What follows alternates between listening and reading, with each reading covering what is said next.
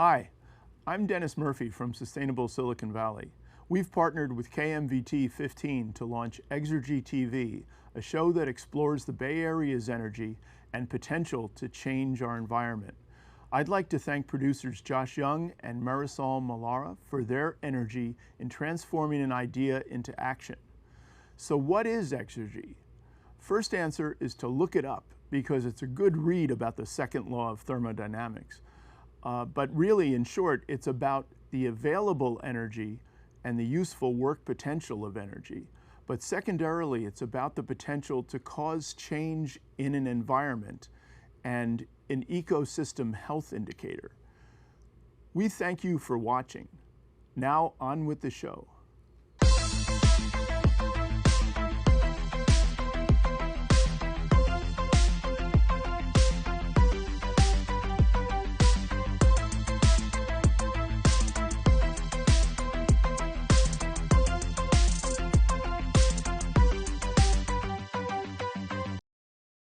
Hello, and welcome to Exergy TV, where we investigate topics surrounding sustainability in the Bay Area.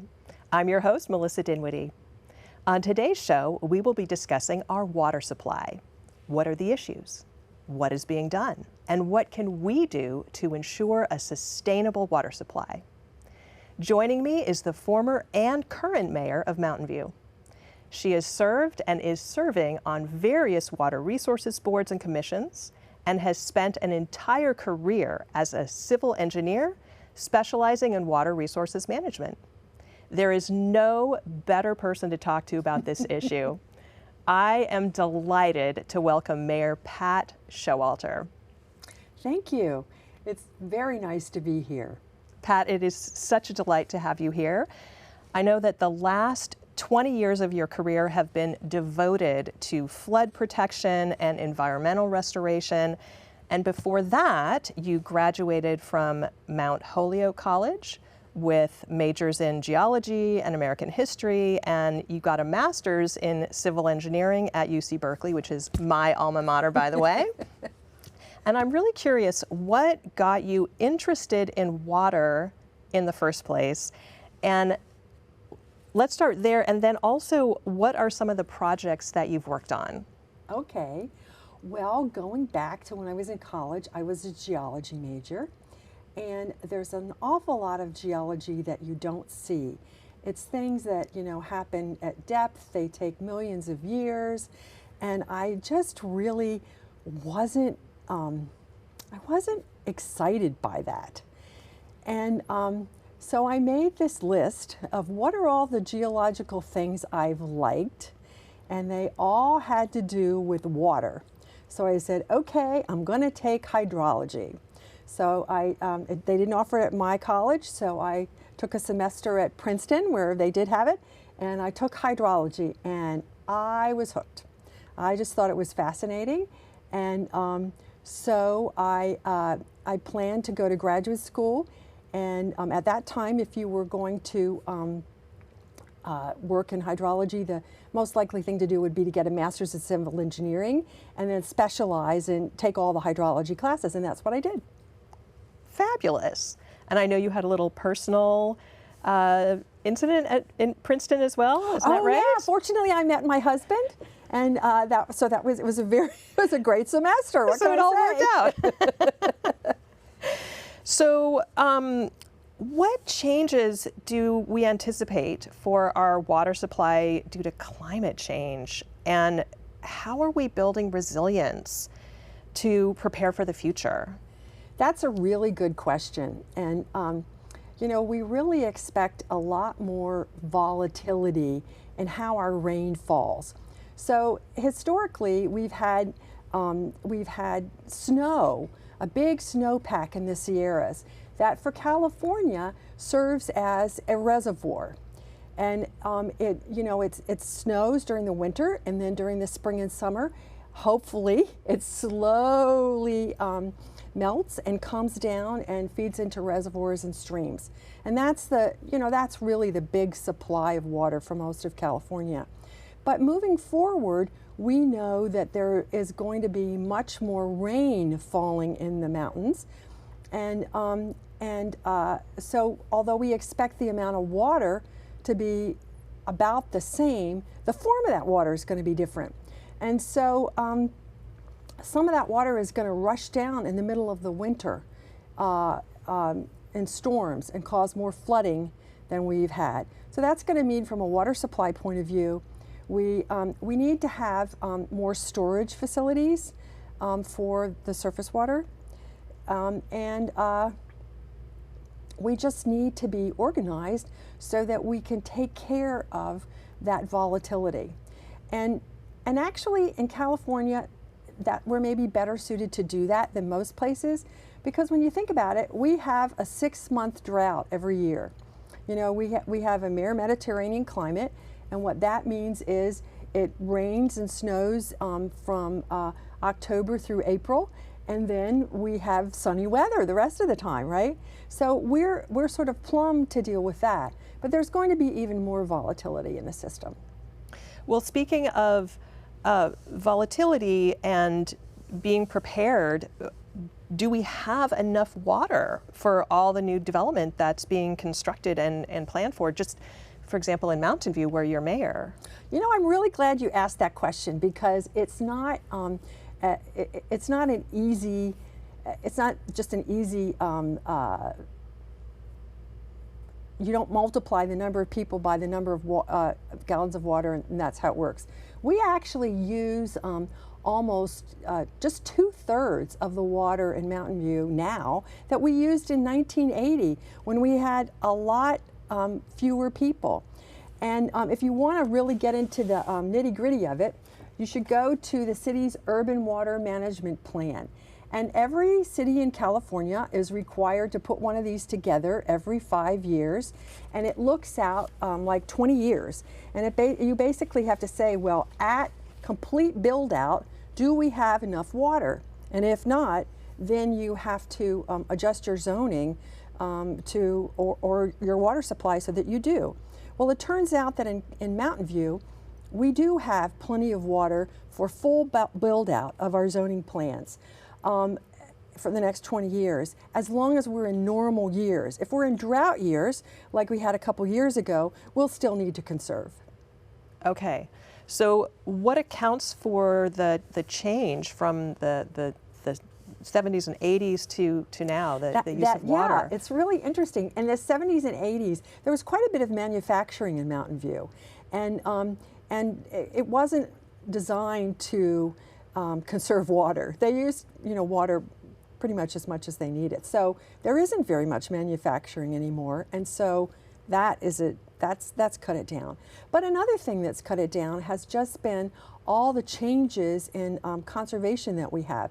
For instance, we all have low flow toilets now, and the old toilets used about 5 gallons per flush, and the new ones use a little more than 1. So when you think that the average person flushes the toilet 10 times a day, that in itself is a lot of water. And there are other efficiencies too. We have low flow shower heads, and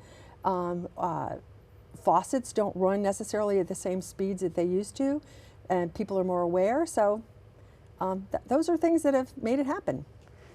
I'm so glad that you shared that, Pat, because it's really easy as an individual to think, well, what I do doesn't really have an impact. It's really not that big of a deal.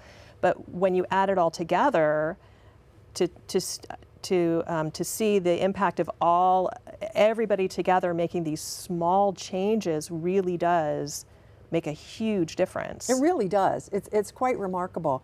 One of the things that the way we use water in California, we use about half of our water, for a single family home anyway, you use about half of your water on irrigating your landscaping.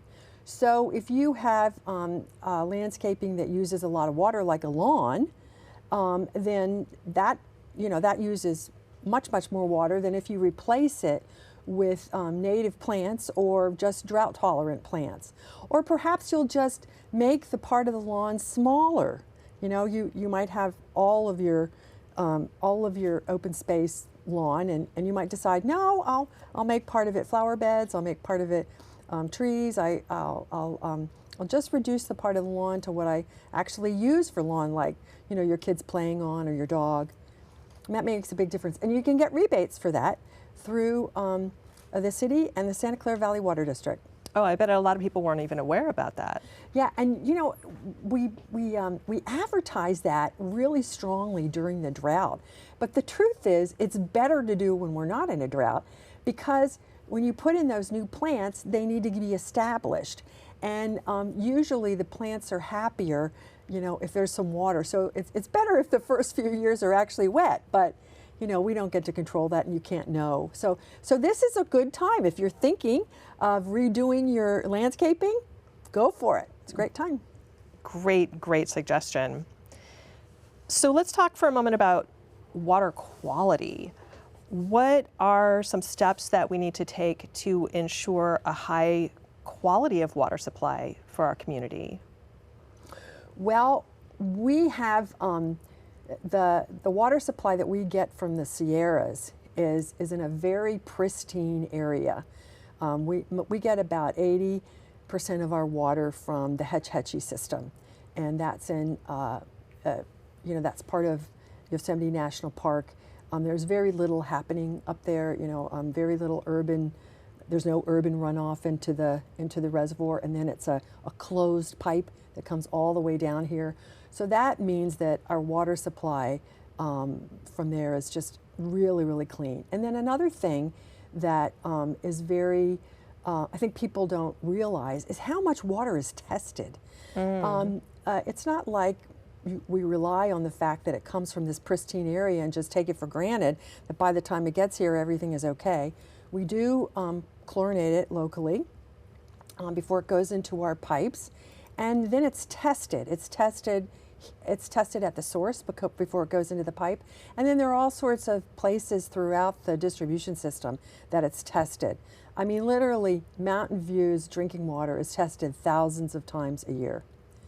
And there is a report that comes out annually, the water quality report that everybody gets a very short version of in their utility bill, but then they get the link for the long version if they want to go look at it.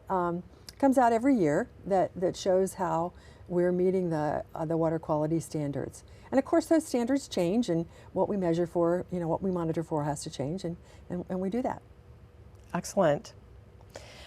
Well, another thing that I wanted to bring up is how there's some really significant, very important issues about water, just specifically, again, due to climate change. And let's talk about what's at risk if we don't adapt. What's at risk if we don't adapt? There's really, in Mountain View, there's two things I talk about a lot in terms of adapting. One is our water supply. You know, we talked about the volatility. And two is sea level rise protection. We are a shoreline city. We have the beautiful bay right on our boundary, and so sea level rise is, you know, literally right on our boundary. So those are two things that we have to be worrying about and working about for, you know, seriously. And let's talk about recycled water first. Most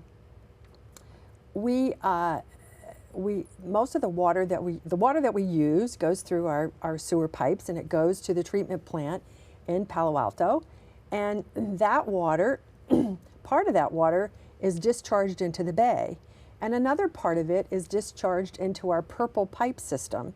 In California, if you see a purple pipe, that means this purple, that's pretty good likeness, that means it's a recycled water pipe, and you're not supposed to drink it. But the water is very good for irrigation or flushing toilets. So really, since the 80s, we have had a distribution system in the North Bay Shore for irrigation purposes. And so that water goes, you know, into the North Bay Shore. It's used to water lawns, the golf course, that kind of thing. But there have been some problems with it over the course of time because it's frankly too salty. And that means that sensitive plants, like, turns out redwoods are sensitive, orange trees are sensitive. We don't have too many of those in the North Bay Shore. Grass can be sensitive if you water it too much. So because the salt content is too high, we need to reduce that. And we have a great plan to do that.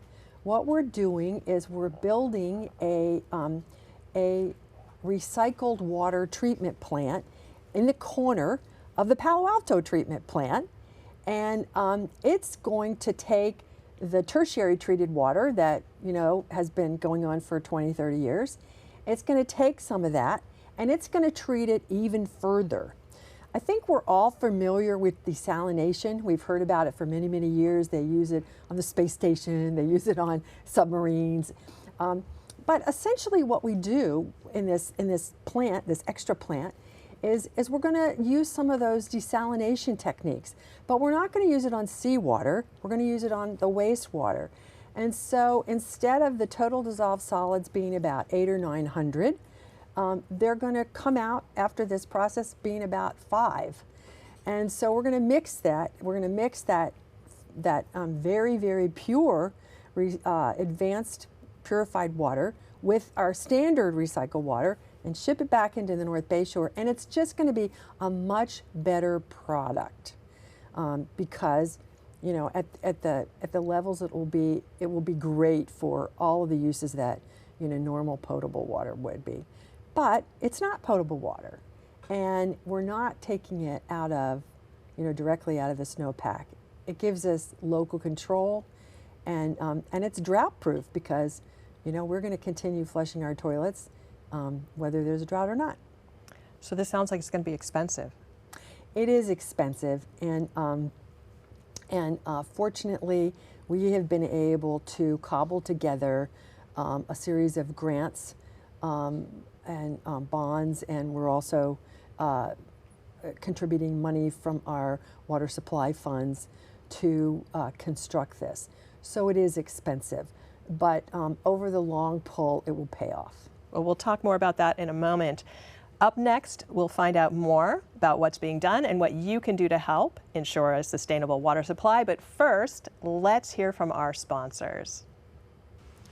Exergy TV is sponsored by Oren's Hummus.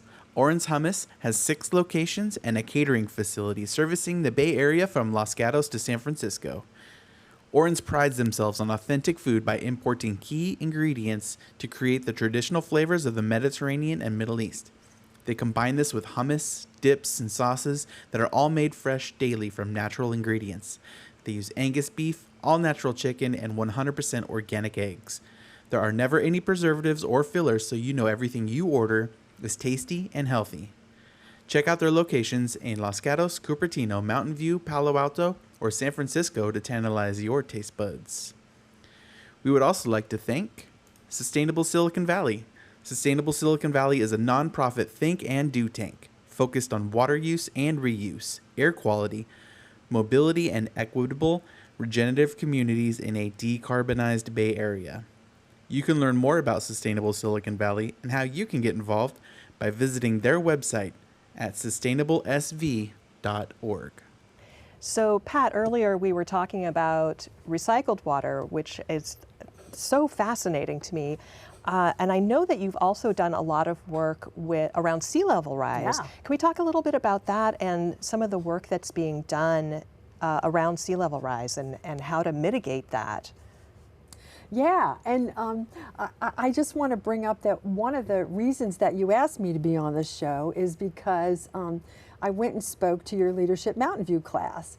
And a big part of the message that I wanted to make is that actually a lot is being done. And I think I want to make sure and just state that right up front, because I think, when you just read the headlines, things can seem pretty dire. And I don't mean to say that they're not serious. They are serious, but there is a tremendous amount of work being done, and people should be aware of it. So that's what I want to say. I work kind of 2 layers on sea level rise protection. I serve on the San Francisco Bay Conservation and Development Commission, which is kind of analogous to the Coastal Commission, but for San Francisco Bay. And so we're the only agency that has jurisdiction around the whole Bay Area, and we are really leading the charge on planning for sea level rise protection for the whole Bay Area. Because when you think about it, all the projects that will have to be built around the Bay to protect us from sea level rise are all going to have to fit together in order for it to work for everybody. And we also want to be able to do it in a way that is really sensitive to environmental justice issues, which maybe haven't been given as much emphasis as they certainly should have in the past. So that's kind of like the big picture. And if people are interested, they should go to the BCD website and look under Bay Adapt. And there's a tremendous amount to learn there. But focusing in a bit more on Mountain View, what are we doing here? Well, in 2012, the City Council agreed to hire a consulting firm to do an assessment of what was the sea level rise risk here and how should we deal with it. And that was done, and they came back with a series of 14 projects that we need to do in order to protect ourselves from sea level rise. And they, and then a few years ago we updated it because the science about how much sea level rise is going to be and how quickly it's going to happen has changed. So we updated it. So that was good. So we have this plan, and I'm really happy to say that we're implementing it. This is not a plan that is just sitting on the shelf in the Public Works Department of the City of Mountain View. Far from it. We are actively going through these projects, and I think from the big picture point of view, what people will see is that we're restoring the salt ponds that are adjacent to Shoreline Park to marshes. And marshes are kind of Mother Nature's natural sponge. They absorb a lot of water and they absorb a lot of wave action. And fortunately, they're also really, really great for habitat. So, so these old salt ponds that are part of the South Bay Salt Pond Project that are adjacent to us are going to be restored. And right now, what we're doing is we're building up the shoreline a little bit. We're raising so it's going to be, the levee's going to be a little higher. And the Shoreline Park is a landfill. So Right. essentially that's the toe of a landfill. So we have to protect that as well. That has to be fortified. So we're fortifying that, and we're essentially putting a lot of dirt into that salt pond to build what's called a horizontal levee, or it's just really a levee with a very, very gentle slope. So once we get that horizontal levee built and we get the toe of the landfill fortified, we're going to poke some holes in the berms that go all the way around that salt pond. Some of them will be on the Stevens Creek side, and some of them will be on the Permanente side. And then bay waters will come in and out on every tide cycle, and they'll bring in plants, and they'll bring in dirt to fill it up. And in about 5 years, we will have a beautiful marsh. Amazing. I know that when you came and spoke with my class, my Leadership Mountain View class, I had no idea that all of this work was being done. And I was very impressed to learn that it was. What I would also love to hear you speak about is what's at risk if we don't adapt. And I know, there might be people who, for example, maybe they live in the hills and they're thinking, what do I care? It's not going to affect me if sea level rises, right? There is a really serious study done last year that came out and essentially said that we're at risk of about $25 billion worth of damage if we don't invest approximately $10 million in sea level rise protection. Wow. And that's for the whole Bay Area. 10 million? Billion. Billion with a B. So in other words, one of the things that's a daunting amount of money, right? Yeah. Right? But one of the things that's a little more palatable about it is sea level rise isn't going to all happen in 1 week or one or 1 year. It's a gradual thing.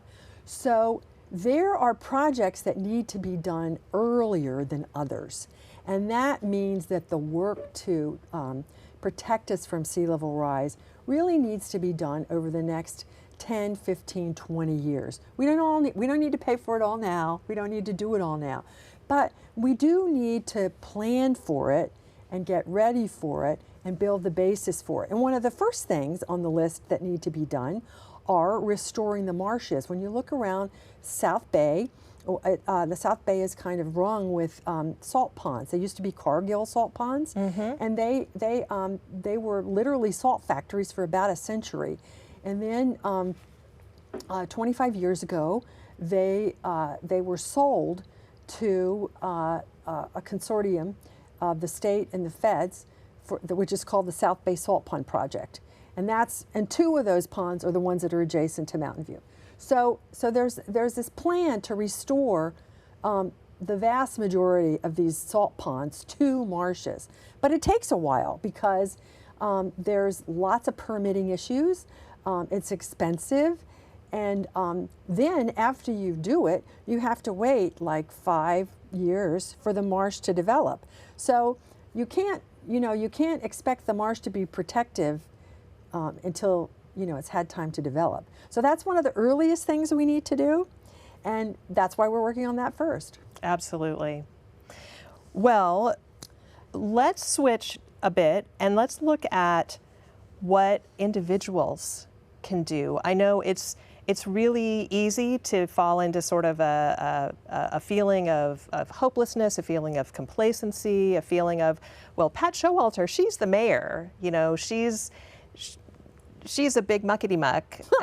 What can I as an individual do except maybe get a low flow, shower head or something? That's a good thing. What else can individuals do to make a difference? This may sound silly, but I really think at this point in time, the most important thing we can do is vote. Especially, it's not silly at all. It's not silly. In the national elections, we're in this fall, we're really facing one candidate who doesn't believe in climate change.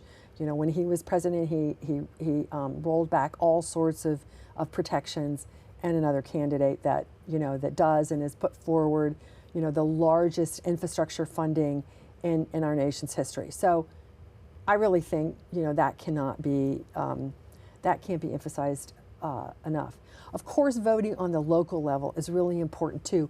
But I have to say, on the local level, it's pretty easy because almost everybody that runs in the Bay Area is very, very environmentally conscious. So there are lots of lots of good choices on that level. But I just, it sounds silly, but I think the voting is really important. And then the other thing is getting involved in grassroots organizations that protect things. They have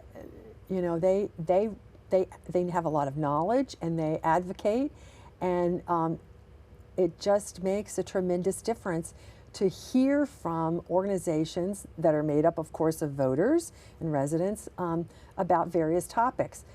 One in Mountain View that I think is a particular example is Carbon Free Mountain View.